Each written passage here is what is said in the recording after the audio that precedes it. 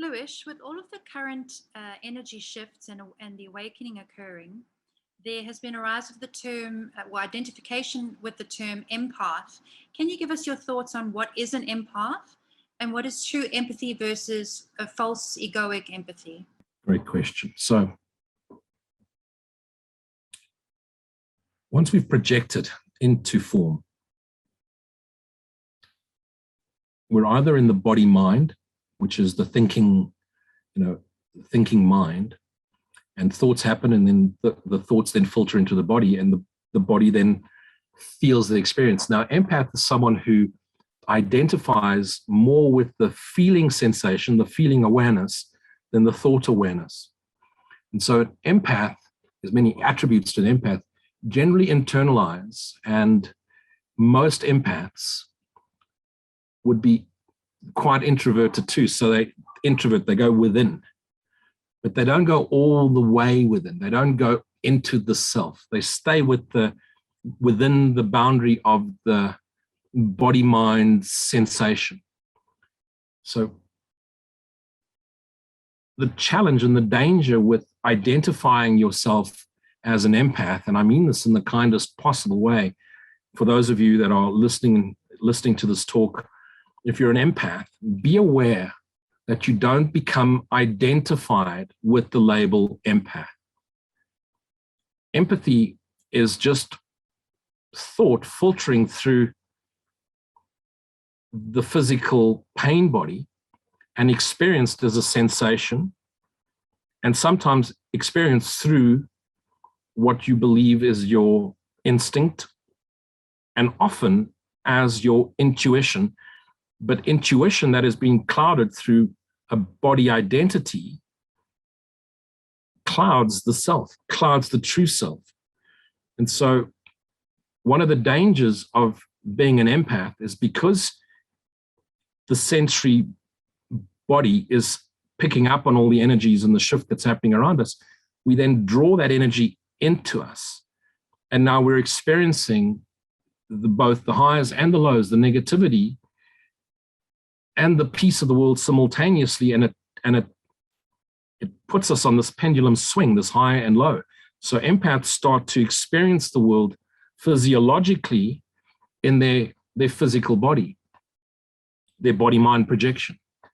And so the danger for an empath is to label yourself as special, because the minute you're special, that's an ego identification. The ego seeks to be special. And the scientific world will be special because of their thinking body-mind, their thinking brain, their ability to think and process and understand science, mathematics, language. And the empath will then believe it's special because it has the ability to feel. Now, the danger with an empath is false empathy.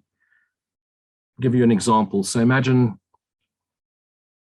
5 friends are in a circle, and one of them is going through a hard time, maybe a breakup, a hard relationship, hurt, abandonment, rejection, and they start to cry. False empathy is the rest of them in the group start to cry too.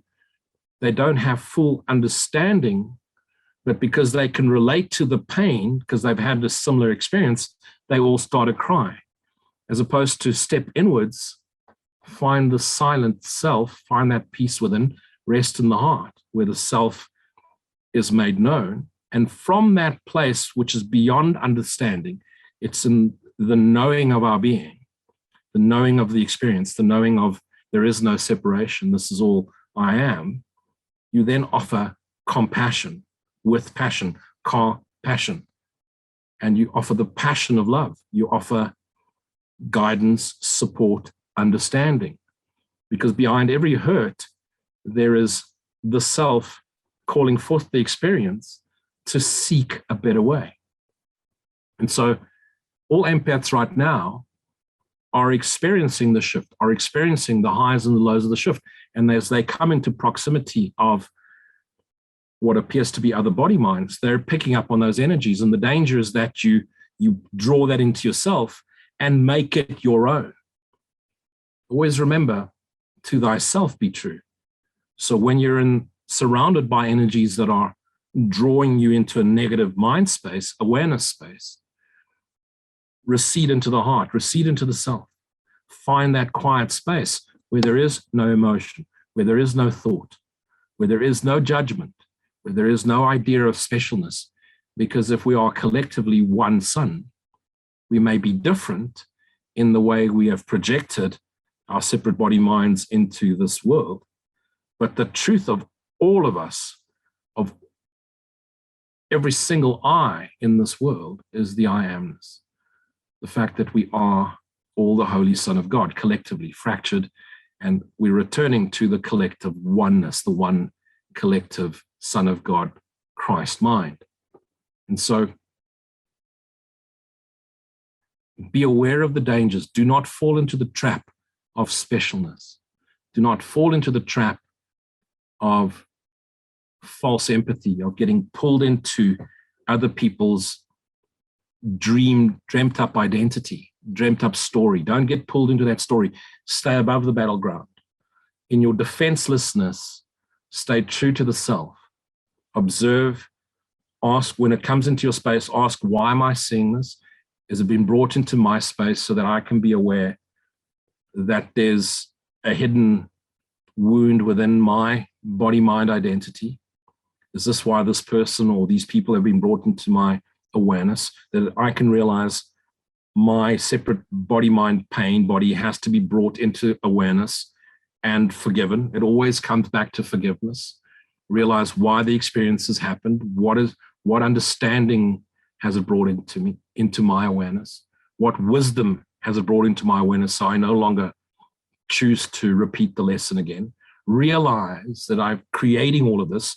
Not only have I projected into this universe, this world, but I'm also drawing into my awareness my mirrors. And instead of just going into their pain body and making it my own, go into the deeper understanding. Why is this appearing to me? Who's this appearing to? It's always appearing to the separate body, mind, separate self.